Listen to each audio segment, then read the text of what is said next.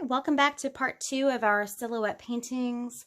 We last time started with doing a kind of a radial symmetry value shift from the very center, having our lightest, and starting with some oranges in different orange shades and that we moved outward with. And then we shifted into our reds, coming out to be our purest reds on the very outer edges. What we're going to do today is add some silhouettes of some trees.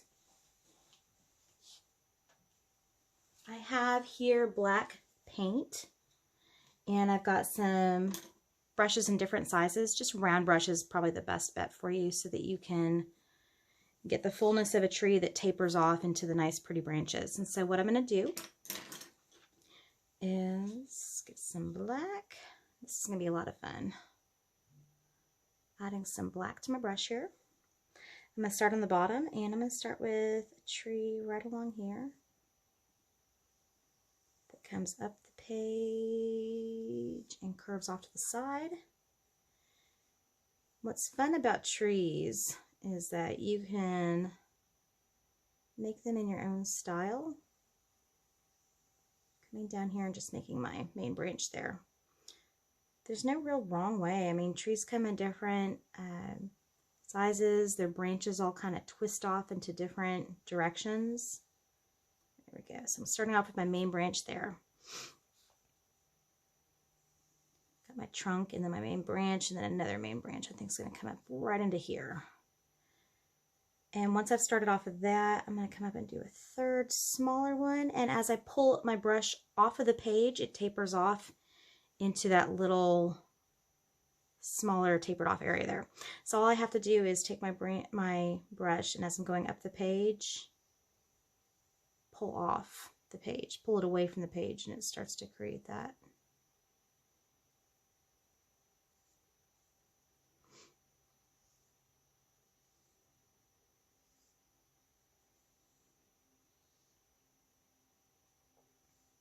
All right, so I'm kind of creating my different branches as I go. All right, and you can start to add maybe a second tree right next to this one. I can twist my brush as I go too, and that kind of helps to create that different variety of thickness on those different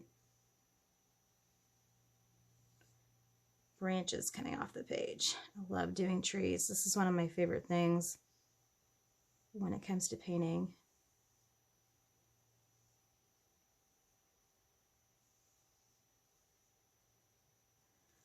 I might even add another one back over on this side here.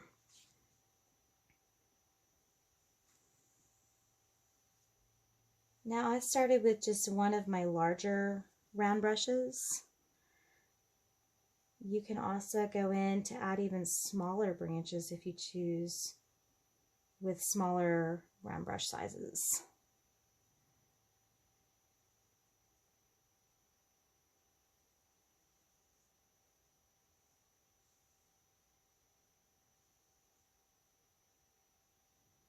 And just kind of go with it, just wherever you feel like your branches should go on your page. Maybe I have one that goes off there. There we go.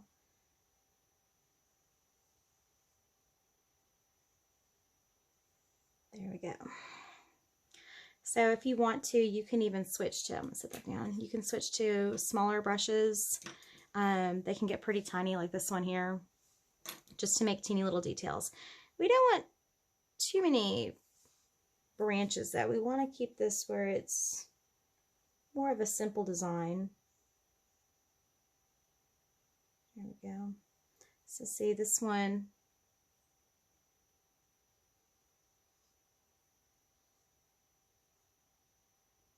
Come in and add some smaller lines.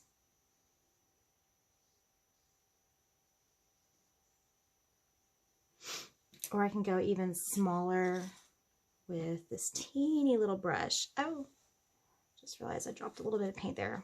You know what? I'm going to wipe that away as best I can right there. And you know what? I'm going to just go with it. What can I turn that into? Here we go. Opportunity for a happy mistake. Can I turn that into purposeful branch coming off the page there? Boom.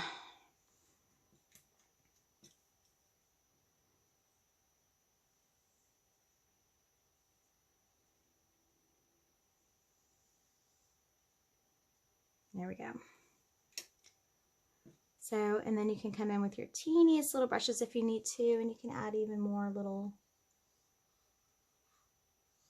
teeny little branches coming off. It's just kind of fun and relaxing to go along and just add those branches wherever you feel they need to live. Just like Bob Ross would do, huh? He loves his happy little trees. I loved Bob Ross when I was a kid. I used to come home from school and open up my paint set and paint along with him.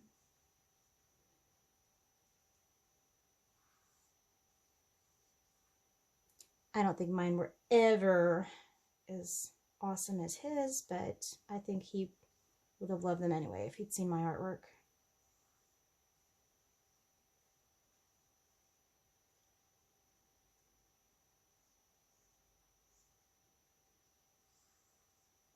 And just go in there and anywhere you feel like any extra little branches need to be living.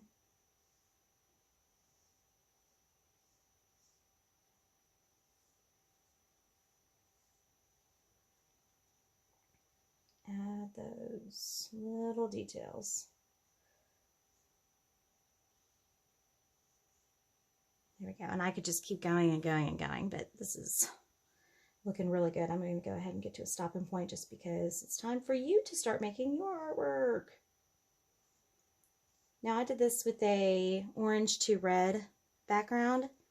It is up to you. Some of you may have chosen the blue and purple, which turned out fabulous, or blue and green, or a yellow to orange.